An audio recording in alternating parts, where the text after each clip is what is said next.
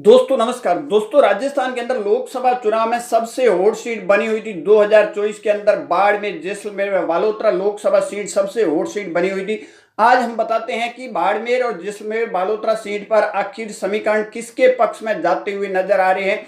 BJP के प्रत्याशी कैलाश चौधरी हो, कांग्रेस के प्रत्याशी उम्मीदवार बेनीवाल हो या फिर निर्दलीय प्रत्याशी रविंदर सिंह भाटी, इन सब के बीच में कड़ा मुकाबला किसके बीच में है। आखिर इस सीट पर कौन दिल्ली पहुंचेगा, हम आपको सिलसिले वाइज ग्राउंड की जो स्थिति है वो बताते हैं। सबसे पहले बात करते हैं जैसलमेर की।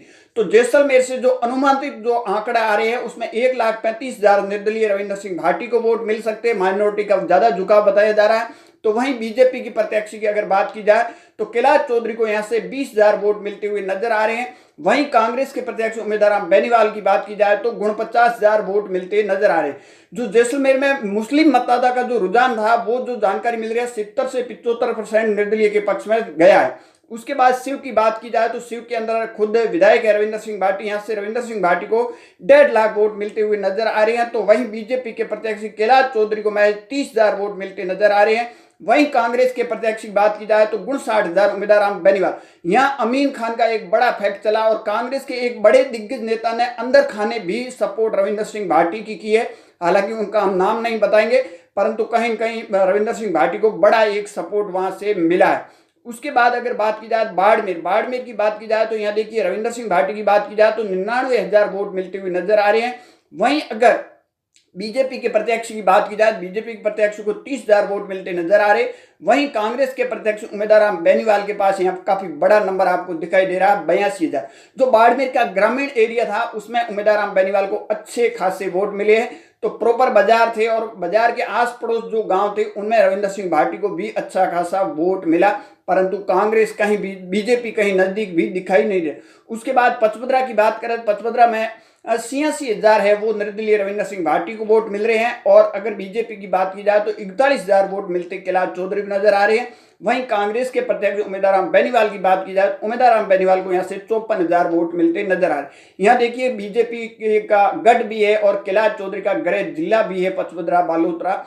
तो वहां कहीं न कहीं कैलाश चौधरी को एक अच्छा वोट मिला, उसी वजह से उम्मीदवार बेनीवाल का जो आंकड़ा है वो कहीं न कहीं आपको नीचे नजर आ रहा और माइनॉरिटी का खासकर वोट रविंदर सिंह भाटी की तरफ झुका। उसके बाद सिवाना की बात की जाए, ये भी बीजेपी का गढ़ है, परंतु रविंदर सिंह भाटी को यहाँ से 77,000 वोट मिल रहे हैं। और अगर बात की जाए बीजेपी के प्रत्याशी कैलाश चौधरी को तो 49,000 वोट मिलते नजर आ रहे हैं। वहीं अगर बात की जाए कांग्रेस के उम्मीदवार बेनीवाल को तो यहाँ से 48,000 वोट है वो मिलते हुए नजर आ रहे हैं। यहाँ देखा जाए तो ये भी एक बीजेपी का गढ़ था सिवाना एक टाइम में, परंतु इस बार है वो कहीं न कहीं बीजेपी को एक बड़ा मूल ओबीसी वोट है वो इस बार बीजेपी से खिसक चुका है।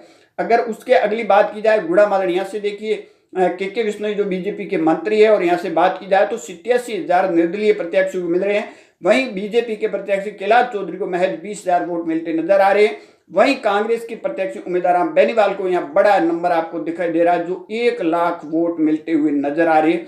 गुड़ामालानी और चौहटन में कांग्रेस को अच्छे वोट मिलेंगे, ये परफेक्ट है। इसका कारण क्या है वो भी हम आपको आगे बताएंगे, परंतु गुड़ामालानी में 1 लाख वोट। उसके बाद चलते हैं चौहटन में। तो चौहटन की अगर बात की जाए तो रविंदर सिंह भाटी को यहाँ से 91,000 वोट मिल रहे हैं। वहीं बीजेपी के प्रत्याशी की बात की जाए तो 33,000 वोट, यहाँ जाट वोटों के अंदर कैलाश चौधरी ने काफी सेंधमारी करने की कोशिश की है।